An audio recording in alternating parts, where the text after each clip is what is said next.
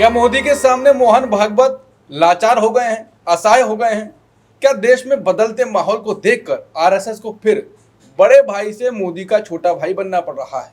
ये सवाल इसलिए क्योंकि मोहन भागवत ने अब जो कहा है वो यही बताता है। पहले 75 साल पर रिटायरमेंट वाली उनकी टिप्पणी ने सियासी हलचल मचा दी। लोगों ने इसे मोदी के लिए सीधा संदेश मान लिया, लेकिन अब भागवत ने सफाई दे दी है कि उन्होंने ना तो खुद के लिए कहा और ना ही किसी और के लिए ऐसा कहा था, यानी कि मोदी के लिए नहीं कहा। इसी बीच बीजेपी और संघ के मतभेद की खबरों के बीच भागवत का एक नया बयान भी सामने आया।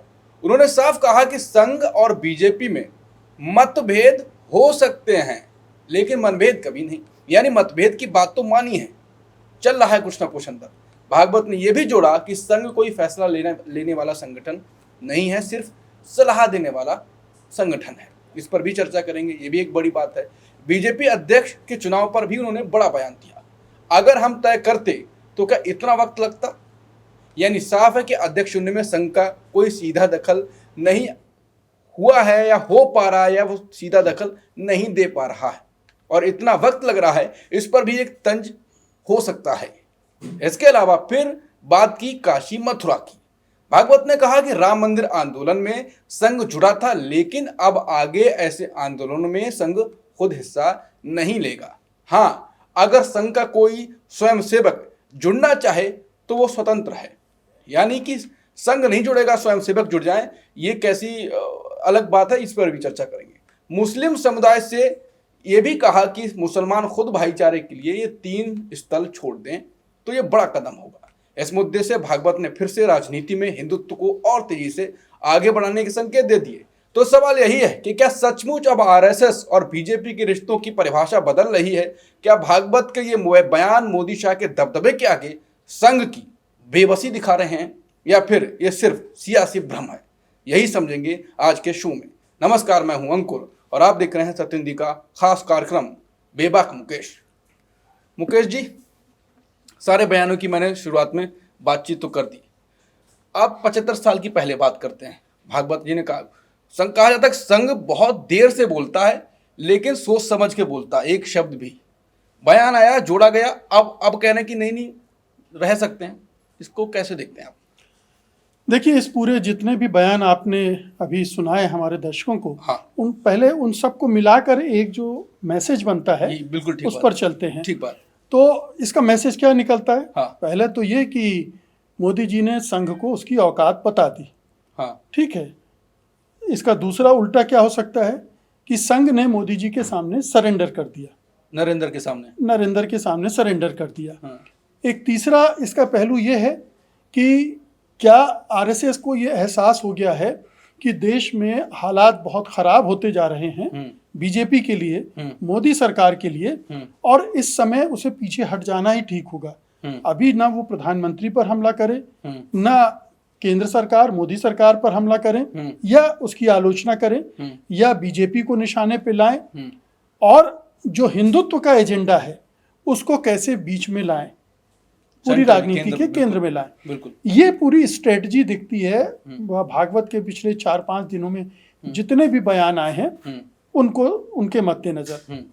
अब आप आइए, जो आपने 75 साल पर रिटायरमेंट की बात की, मुझे लगता है कि ये दबाव तो संघ की तरफ से डाला गया था नरेंद्र मोदी पर कि अब 75 हो रहे हैं, अब आपको जाना चाहिए। लेकिन भागवत साहब खुद फंसे हुए हैं कि 75 हुआ है तो जाना चाहिए, तो आप क्यों नहीं जाएंगे? और 11 सितंबर को भागवत के 75 हो रहे हैं और 17 को हो रहे हैं मोदी जी के 75। तो अगर मोदी जी को से आप चाहते हो कि 75वें पे वो चले जाएं तो एक हफ्ते पहले खुद करिए, तो आप पहले खुद कीजिए। और इसमें रिस्क बहुत भारी है कि आपने तो दे दिया लेकिन मोदी जी नहीं देंगे, तब तो मोदी जी के लिए तो खुला खेल हो जाएगा। आरएसएस पर पूरा कब्जा उनका हो जाएगा। बिल्कुल। तो ये पीछे हटने की एक वजह ये हो सकती है कि तुम भी बने रहो, हम भी बने रहते हैं। तो एक तो रिटायरमेंट का प्लान जो है वो उस पर जो ताला लगा दिया गया, उसका ये एक मतलब निकलता है। ठीक बात। अब दूसरी चीजों पे आइए, जो औकात बताने वाली बात है या सरेंडर करने वाली बात है, ये और या मतभेदों को भी इससे जोड़ के देख सकते हैं। ये जो भागवत साहब ने कहा कि मतभेद हो सकते हैं, मनभेद नहीं हो सकते हैं, लेकिन जेपी नड्डा ने 2024 के इलेक्शन के बीच में एक बयान ड्रॉप किया कि अब बीजेपी आत्मनिर्भर हो गई है, उसे सक्षम है और संघ की तो जरूरत नहीं है। ठीक है, वो बयान और फिर चुनाव के नतीजे आने के बाद भागवत के बयान जो कि सीधे सीधे अटैक करने वाले थे, बिल्कुल, उसमें कोई घुमा फिरा कर भी नहीं था और उस पर इतनी चर्चा भी, कोई सफाई भी नहीं आई, बिल्कुल किसी की तरफ से भी ना। हाँ बिल्कुल, तो वहां मनभेद क्या थे? क्या केवल मतभेद थे? मनभेद थे। और ये लगातार ये माना जा रहा है कि संघ और बीजेपी या मोदी सरकार या मोदी जी के बीच में जबरदस्त संघर्ष चल रहा है। इसका एक और उदाहरण, बीजेपी का अध्यक्ष आज तक नहीं चुना गया, इतनी बड़ी पार्टी, बिल्कुल, और 2 साल से स्ट्रगल कर रही है कि अपना एक राष्ट्रीय अध्यक्ष तो चुन ले। बहानेबाजी हो रही कि इतने स्टेट के इलेक्शन होने चाहिए, फिर ये होना चाहिए, उसके बाद ही हो सकता, वगैरह वगैरह। लेकिन नाम की सहमति तो हो सकती थी, लेकिन वो भी नहीं हुई है, और दोनों तरफ से अपने अपने उस पर अड़े हुए थे। लेकिन अब मुझे लगता है कि भागवत को यहाँ भी सरेंडर करना पड़ा है। नहीं, जिस प्रकार का उन्होंने बयान दिया है बीजेपी अध्यक्ष को लेकर कि अगर हम करते तो इतना वक्त नहीं लगता, मतलब बीजेपी कर रही, हमारा कोई दखल नहीं है, तो जो नड्डा ने शुरुआत में कही थी बात, उससे रिलेट कर रही है कि बीजेपी स्वतंत्र है। देखिए, ये तो एक सैद्धांतिक स्थिति है, हाँ, जिसके बारे में आरएसएस हमेशा यही कहता है कि हम तो राजनीति में है नहीं, बीजेपी स्वतंत्र है, वो अपने फैसले खुद लेती है, हमारा काम सैद्धांतिक और वैचारिक है, हम सलाह देने का काम करते हैं। और ये बात बीजेपी मान ले कि हम स्वतंत्र हैं, फिर दिक्कत हो जाती है। और बीजेपी भी यही कहती है, लेकिन है नहीं। सारे जो नेता हैं, कार्यकर्ता हैं, उनकी फैक्ट्री तो आरएसएस है, वहीं से निकल के भेजे जाते हैं, वहीं से नियुक्तियां होती हैं, वहीं से निर्देश जाते हैं कि किस यूनिवर्सिटी का वाइस चांसलर कौन होगा, कहाँ किसको उपराष्ट्रपति पद पर मोदी ने आरएसएस के आदमी को बैठाया। माना जाता है कि आरएसएस के साथ इस पर बातचीत हुई और समझौता हुआ। तो ये ऐसा नहीं है, आरएसएस का पूरा दखल है, वो पूरा नियंत्रण चाहता है, और जिस दिशा में बीजेपी चली गई है मोदी शाह के नेतृत्व में, वो दिशा आरएसएस नहीं चाहता है, क्योंकि आरएसएस की ये घोषित विचारधारा का हिस्सा है कि इसमें व्यक्तिवाद नहीं होना चाहिए। और मोदी एरा में मोदी ही सब कुछ है, ना बीजेपी कुछ है, ना आरएसएस कुछ है। बीजेपी वो एजेंडा जरूर फॉलो करते हैं आरएसएस का, लेकिन करती अपनी मनमानी है। उन्होंने गुजरात में भी यही किया था। गुजरात में उन्होंने आरएसएस की वाट लगा दी थी, आरएसएस को बिल्कुल हाशिए में फेंक दिया था, वीएचपी को खत्म कर दिया था, तोगड़िया को बेचारे को दर का भटकने के लिए मजबूर कर दिया था। बोले भी बहुत रो के बिल्कुल। तो ये सारी स्थितियां हैं जिसमें भागवत के बयान को रीड किया जाना चाहिए। और उसी में एक और इसका पहलू है 2027 का चुनाव उत्तर प्रदेश का। अब उसमें बीजेपी की हालत उत्तर प्रदेश में भी बहुत खराब है। 2 टर्म की एंटी इनकम्बेंसी, कोई डेवलपमेंट नहीं, कानून व्यवस्था बिल्कुल चरमरा चुकी है।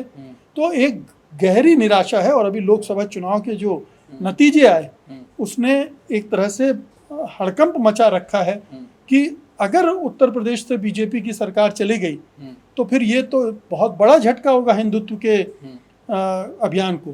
तो ये दोनों जो मथुरा काशी लाए गए हैं, उसका भी मकसद यही है कि अब उत्तर प्रदेश को संभालना है।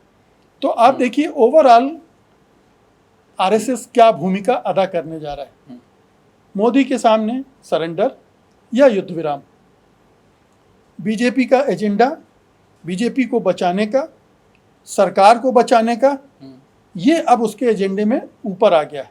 बाकी सारी चीजें दरकिनार कर दी। आपको क्या लगता है कि पिछले कुछ दिनों से आरएसएस का नाम पीएम मोदी ने लाल किले से लिया, अमित शाह ने इंटरव्यू में लिया, और अब भागवत का ये बयान आया, मतलब मतभेद अंदर तो चल रहे हैं, जो साफ बात है, बीजेपी अध्यक्ष की बात ही करने में चल रहे हैं, लेकिन अब मोदी जी भी मान चुके हैं कि हाँ मैं भी आपका जिक्र करूंगा, और अमित शाह भी मान चुके हैं। तो अंडरस्टैंडिंग ये हो गई कि हाँ अंदर लड़ेंगे, बाहर नहीं दिखेंगे, ऐसा कुछ। देखिए, ये एक डैमेज कंट्रोल की एक्सरसाइज थी। हाँ। जो लाल किले से उन्होंने कहा, या अमित शाह कह रहे हैं वो एक डैमेज कंट्रोल की एक्सरसाइज है। हाँ। आरएसएस के 100 साल पूरे हो रहे हैं, 100वां साल शुरू होने वाला है, और उस साल में आरएसएस संघ परिवार बीजेपी एक बड़े इसको सेलिब्रेट करना चाहता है, तो इन विवादों को भी हटाना चाहता है। आरएसएस को उसका ड्यू क्रेडिट भी देना चाहते हैं ये, लेकिन चलेगी हमारी ये भी बता देना चाहते हैं। वो छोड़ना नहीं चाहते कि हम तय करेंगे कि पार्टी का अध्यक्ष कौन होगा, मंत्रिमंडल कौन बनेगा, गवर्नर कहीं बनाना है तो कौन तय करेगा। ये तमाम चीज़ें जो हैं वो खुद तय करना चाहते हैं। वो अधिकार बीजेपी आरएसएस को नहीं देंगे। आरएसएस का महिमा मंडन करेंगे, आरएसएस को अब नीचा नहीं दिखाएंगे, लेकिन आरएसएस को उसकी औकात ज़रूर बता देंगे कि तुम नागपुर के हो, वहीं बैठे रहो, इससे ज़्यादा के बारे में मत सोचो, मतलब बाकी फैसले हम करेंगे।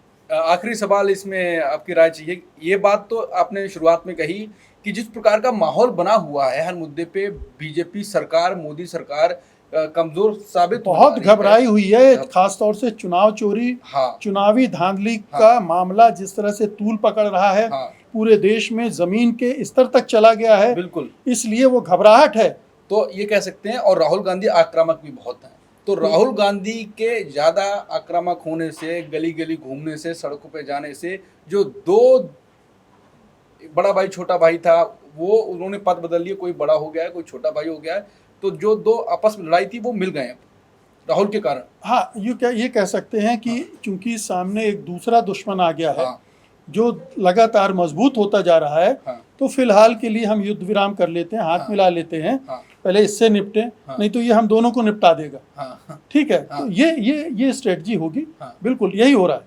बिल्कुल, तो कुल मिलाकर बात यही है कि मोहन भागवत के सारे जो बयान थे, उनका जो क्रक्स था, मेन बात और कहाँ पे उनका टारगेट था, वो मुकेश जी ने आपको समझाया। बहुत ही कम समय में पूरी विश्लेषण कर दिया है, समझा दिया है कि भागवत क्या सोच रहे हैं, मोदी शाह क्या सोच रहे हैं और किसके कारण सोच रहे हैं। नाम राहुल गांधी। नमस्कार।